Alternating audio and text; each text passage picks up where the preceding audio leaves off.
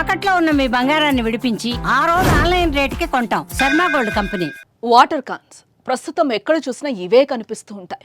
Water supply విస్తారంగా వ్యాపించిన క్రమంలో వాటర్ క్యాన్స్ విపరీతంగా పెరిగిపోయాయి.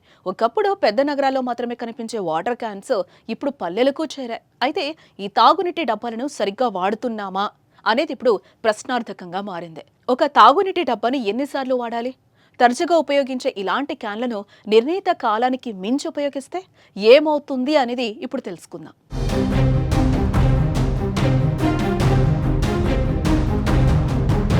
ఒకప్పుడు నీరు తాగేందుకు ఇత్తడి రాగి బిందెలు వాడేవాళ్ళం. మరి కొంతమంది స్టీల్ బిందెలను ఉపయోగించేవారు. కానీ మారుతున్న కాలానికి అనుగుణంగా తలెత్తిన నీటి సమస్య కారణంగా ప్రకృతిలో లభించే నీరు ప్రస్తుతం వ్యాపారంగా మారిపోయింది. దీంతో వాటర్ క్యాన్స్ వినియోగం కూడా విపరీతంగా పెరిగిపోయింది.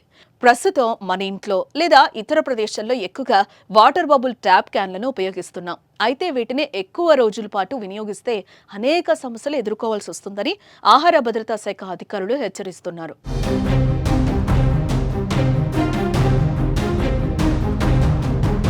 ఇటీవలే కొన్ని రాష్ట్రాల్లో ఆహార భద్రతా శాఖ అధికారులు నిర్వహించిన శిక్షణ కార్యక్రమంలో కొన్ని మార్గదర్శకాలను జారీ చేశారు.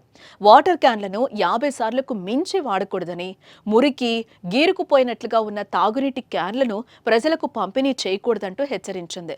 ఇక ఎండలో ఉంచిన తాగునీటి డబ్బాలను సైతం సరఫరా చేయకూడదని, క్యాన్లలోని తాగునీరు కూడా ఖచ్చితంగా నాణ్యంగా ఉండేలా చూసుకోవాలంటూ సూచనలు చేసింది.